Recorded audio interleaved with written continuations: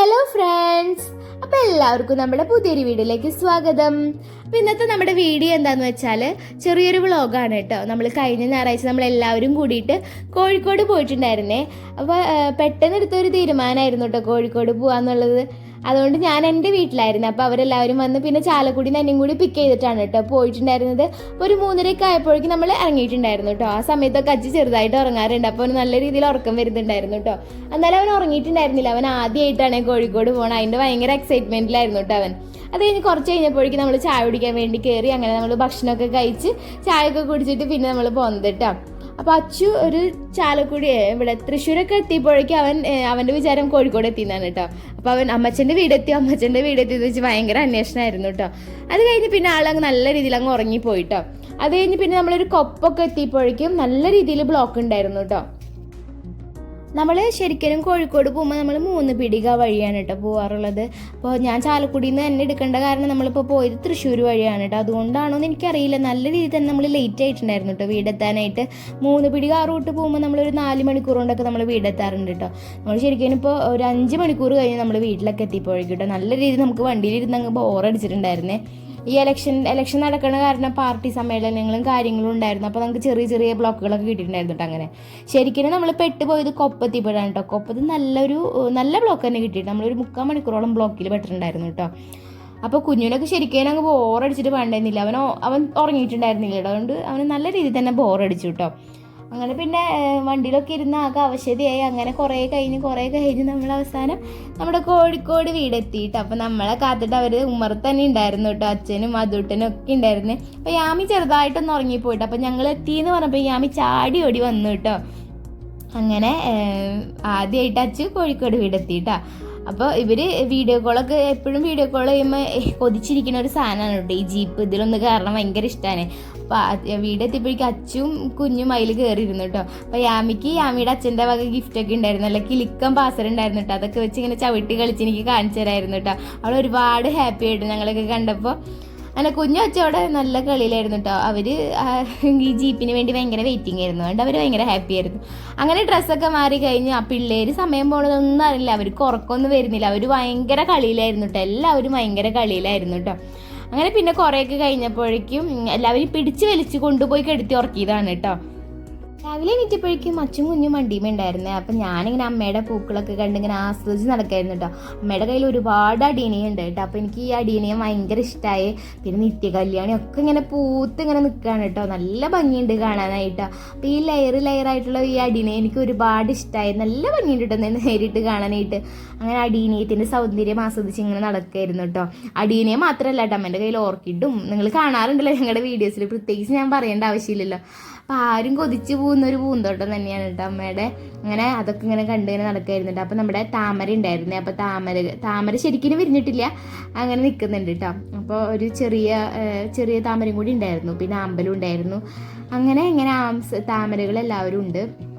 പിന്നെ പെറ്റൂണിയേനെ നോക്കി. അപ്പോൾ റംബൂട്ടാനൊക്കെ ഇങ്ങനെ കായ ഉണ്ടായി നിൽക്കുന്നുണ്ട് കേട്ടോ.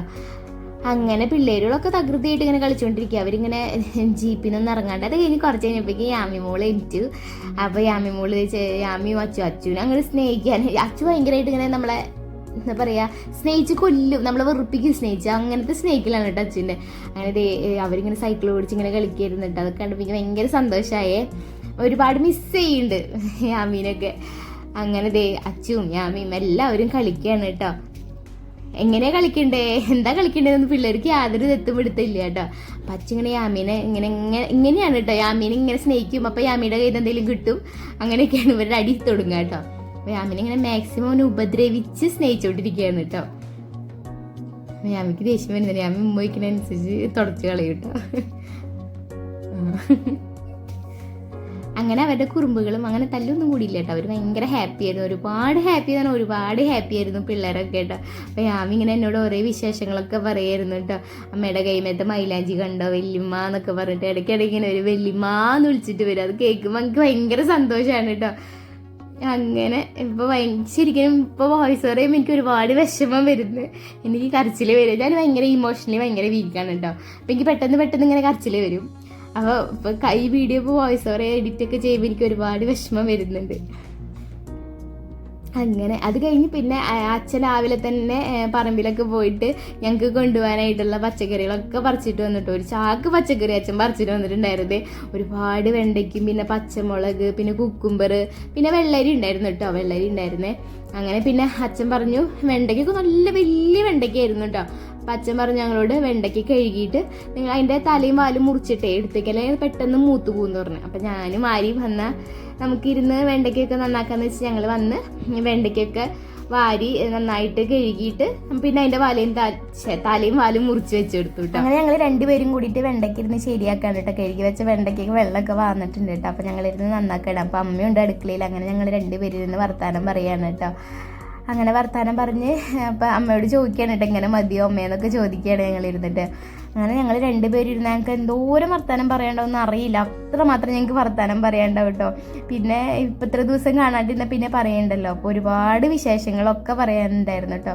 ഭാര്യയുടെ ഓഫീസിലത്തെ കാര്യങ്ങളും റൂമിലത്തെ കാര്യങ്ങളും ഒക്കെ ഇങ്ങനെ ഇരുന്ന് പറയാണ് കേട്ടോ. അങ്ങനെ ഇരുന്ന് വർത്താനം പറഞ്ഞ് ഞങ്ങൾക്ക് തീരുന്നില്ല. അങ്ങനെയായിരുന്നു.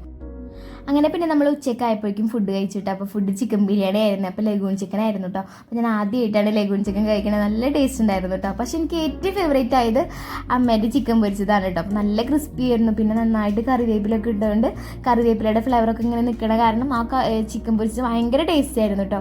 അങ്ങനെ ഫുഡൊക്കെ ഇങ്ങനെ ആസ്വദിച്ച് നല്ല ടേസ്റ്റിൽ ഇങ്ങനെയൊക്കെ കഴിച്ചു കേട്ടോ. അപ്പോൾ ഞങ്ങൾ പിള്ളേർക്കൊക്കെ നേരത്തെ ഫുഡ് കൊടുത്തിട്ടുണ്ടായിരുന്നു. അതുകൊണ്ട് പിന്നെ ഞങ്ങൾ എല്ലാവരും കൂടി ഇങ്ങനെ ഫുഡൊക്കെ കഴിച്ച് പിന്നെ നമ്മൾ ഫുഡ് കഴിച്ച വേഗം തന്നെ നമ്മൾ പിന്നെ അവിടെ നിന്ന് ഇറങ്ങിയിട്ടുണ്ടായിരുന്നു കേട്ടോ. അപ്പോൾ യാമീനോട് വന്ന് പറഞ്ഞ് വല്യമ്മ പോവണ്ടേ വല്യമ്മയെന്ന് പറഞ്ഞപ്പോൾ ഒരുപാട് വിഷമായി കേട്ടോ. പിന്നെ ഞങ്ങൾ നല്ല കരച്ചിലൊക്കെ പാസ്സാക്കി പാരി നിന്ന് കരയാണ് കേട്ടോ. അപ്പോൾ അതിൻ്റെ ബാക്കിലിരുന്ന് ഞാനും നല്ല കരച്ചിലായിരുന്നു കേട്ടോ. അങ്ങനെ പിന്നെ അച്ഛനോടും അമ്മയോടും എല്ലാവരോടും യാത്ര പറഞ്ഞ് ഞങ്ങൾ വേഗം ഇറങ്ങി കേട്ടോ. പക്ഷെ ഞങ്ങൾ ഒരുപാട് പ്ലാൻ ചെയ്തിട്ടുണ്ടായിരുന്നു. ഒരുപാട് ഫോട്ടോസ് എടുക്കണം, റീൽസ് എടുക്കണം, ആര്യയുടെ കസിൻസിൻ്റെ വീട്ടിലൊക്കെ ഒന്ന് പോകണം. പക്ഷെ ഒന്നും സാധിച്ചില്ല കേട്ടോ. ഒന്നിനും സമയം കിട്ടിയില്ല. അങ്ങനെ പിന്നെ ഞങ്ങൾ യാത്രയൊക്കെ പറഞ്ഞ് വേഗം തന്നെ ഇറങ്ങിയിട്ടോ. എന്നാലും ഒരുപാട് സന്തോഷമായി, എന്നാലും ഒരുപാട് വിഷമായി കേട്ടോ. അപ്പോൾ ഞങ്ങളുടെ ഒരു ചെറിയൊരു വ്ളോഗ് ഇഷ്ടപ്പെട്ടിട്ടുണ്ടെങ്കിൽ നിങ്ങൾ ലൈക്ക് ചെയ്യാനും ഷെയർ ചെയ്യാനും ഒന്നും മറക്കരുത് കേട്ടോ.